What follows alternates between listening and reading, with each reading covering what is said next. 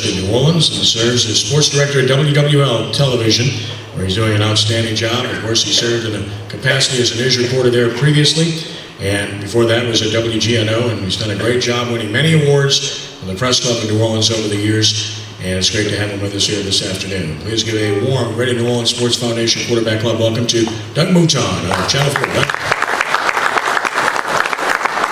All right, I'm putting the stopwatch on myself. Wow, I blew that out. I'm putting the stopwatch on myself because I tend to ramble. All right, first of all, I'm not great at the speech and then questions. So if at any point anybody throws their hands up, I am absolutely okay with the question at any point. I'm not the formal talk and then deliver. How about this weekend? The Saints lose, LSU loses, Tulane loses, Pelicans lost twice, Southeastern lost. The only winner in our viewing area above the high school level was Nicholls State. Congratulations to Tim Rebo, got win number 2. And for me, the Leonard Fournette loss, that's why I asked Glenn about it, is we're polling among our company, there's like 30 Heisman voters, and he's getting 90% of the first place votes among Heisman voters that work in our company 1 week, and then the next week he's like 3rd or 4th. I mean, it is crazy the way that turned.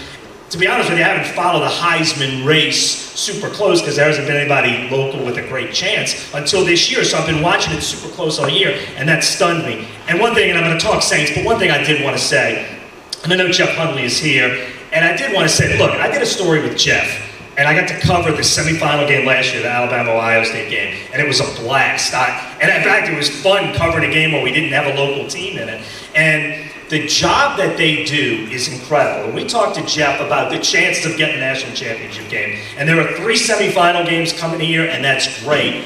And when you look at the odds against New Orleans with the new stadiums going up, look, it would be great to get one, but I understood as I wrote this story, and the more I kind of studied it, the odds of New Orleans getting a game were not very good. They just weren't. The new stadiums, that's why Minneapolis got the Super Bowl over New Orleans. And when that announcement came and New Orleans got that championship game, I think a lot of New Orleanians and people in this area take it for granted. We get so many games like that, you know what, they just come to us. That is not the case. The job that Jeff and the Sugar Bowl people and the Sports Foundation people do, I gotta tell you, every single person in Southeast Louisiana should be incredibly proud because they do a first-class, amazing job. They got that game because they outperformed everyone else and overcame the stadium disadvantage. I gotta tell you, as a New Orleanian, I was happy, but I was proud of that accomplishment. And as soon as it came out, I went down we have our executive producer of our newscast, Lamar Bourgeois, and I was gonna do a Saints story in the first block. When I said that, at the top of the newscast, I had a Saints story, and I said, we gotta throw that out, we gotta do New Orleans got this game. And he said, oh, absolutely, and that's when I called, and we talked to Jeff. I can't tell you how good a news I think this is for New Orleans. And like I said, I don't think people understand what an uphill climb it is without the new stadium, and they got that game because they do a better job than everyone else. And I wanted to absolutely say that because I believe that to be true. Okay. Again, what a weekend. Look, the Saints are, I have a lot of friends of mine who are season ticket holders. I grew up here. My dad was an original season ticket holder. I started going to games when I was 6 at Tulane Stadium. I'm old enough. I started going in '69. And smart Saints fans, which I'm guessing everybody in this room is, like my friends, sort of knew what we were getting this year, although they didn't want to admit it.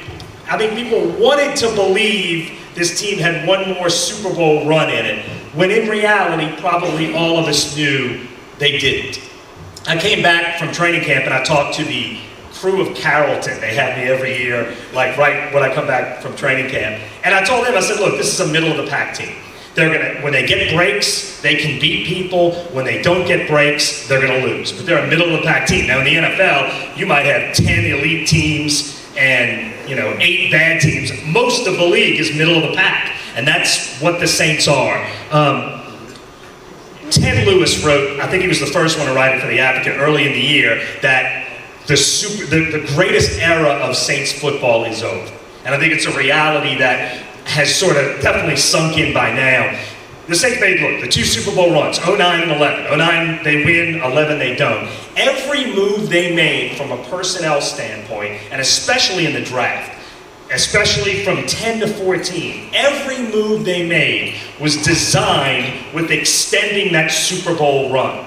Not necessarily building for the next one, definitely not with that idea, but the idea of extending where they were. Trading the extra pick to get Mark Ingram, he was the piece they needed then. Trading the extra pick in 14 to get Brandon Cooks, he was the piece they needed then. There was an active decision that we're going to win, we're going to take every opportunity we can to win right now.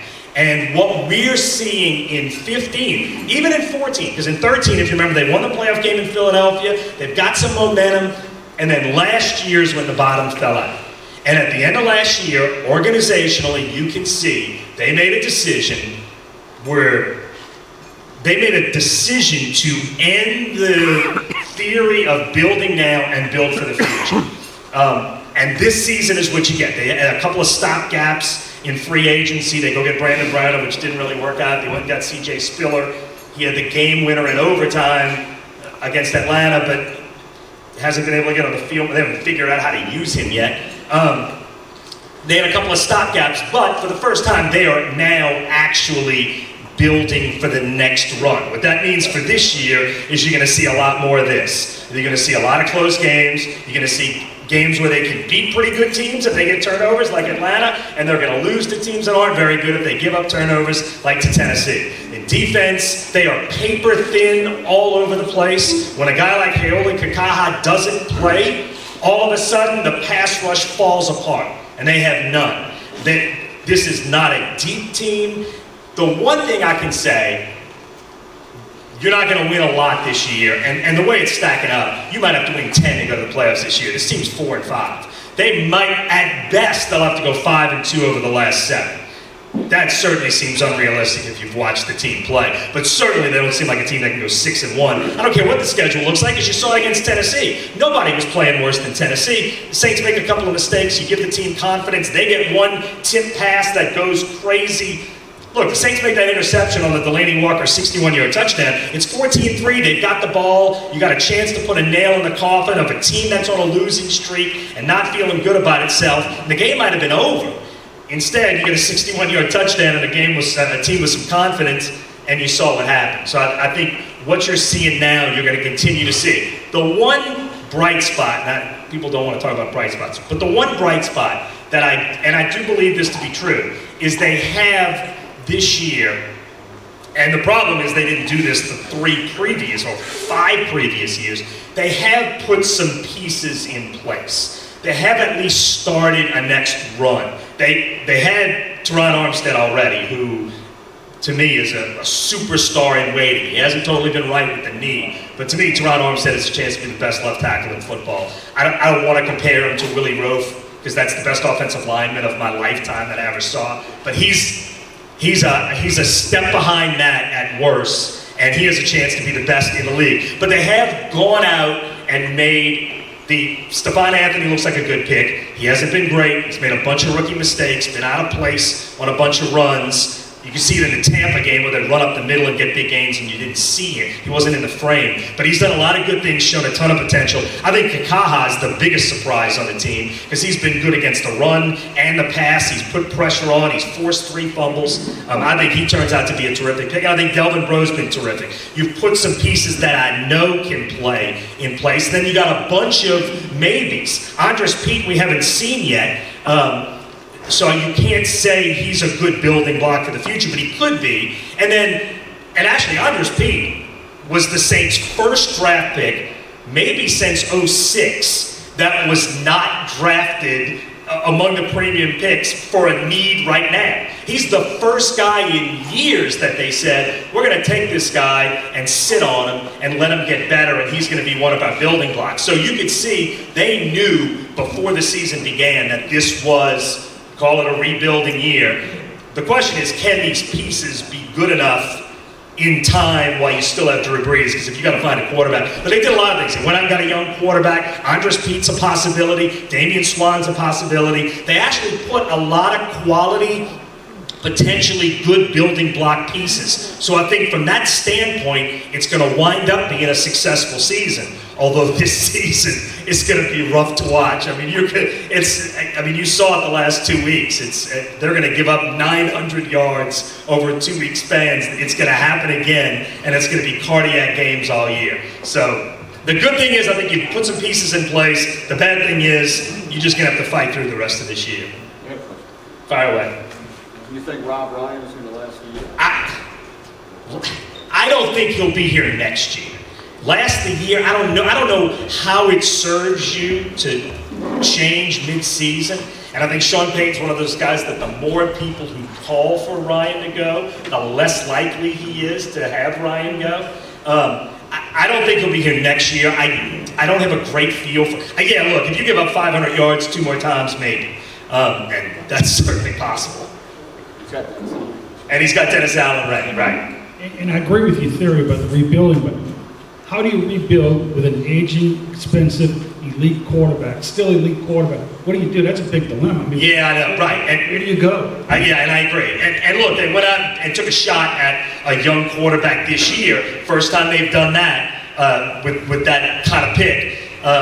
So you could tell they sort of knew it. Yeah, look, Tom Brady has been able to extend his window. Now, Peyton Manning, I hate to say it, it looks like this year now you're starting to see where his window is kind of closing. You can see Tom Brady looks as good as he ever has. So how long, and look, Drew Brees, Saints are #1 in the NFL in offense right this minute.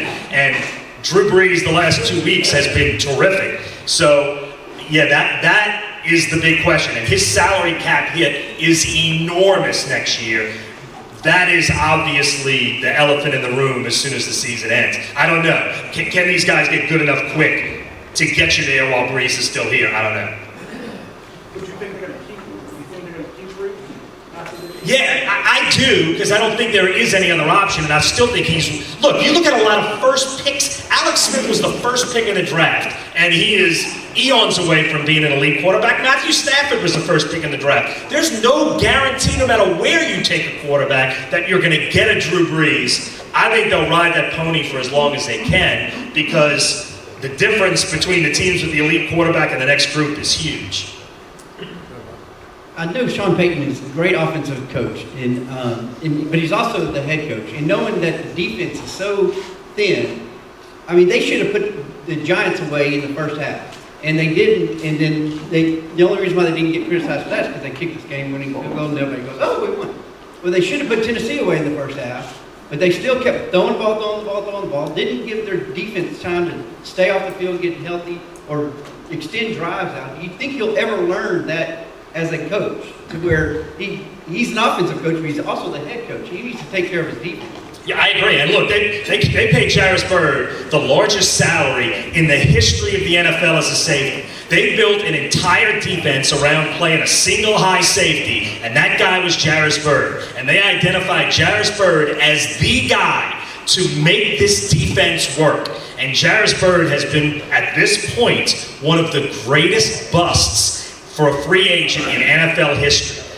He's played very few games, and he hasn't played any of them at a high level.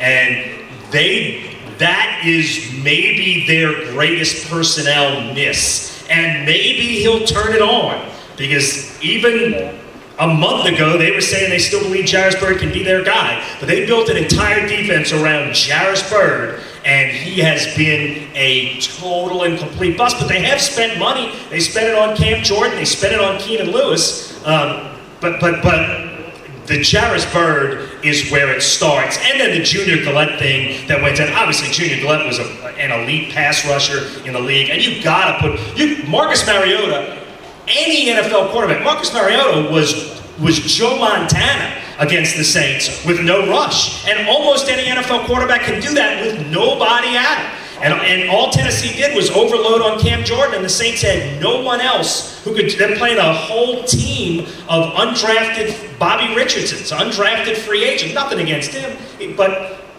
If they had Junior Gillette and Haloi Kakaha and Cam Jordan, then it's a whole different defense. And if they had Jarvis Bird playing at the level that the Saints expected him to. They've made investments in just not necessarily good ones. So that's my point. That a good offense can extend the drive, control the clock a lot better. And it seems like he doesn't get it, because that helps your defense.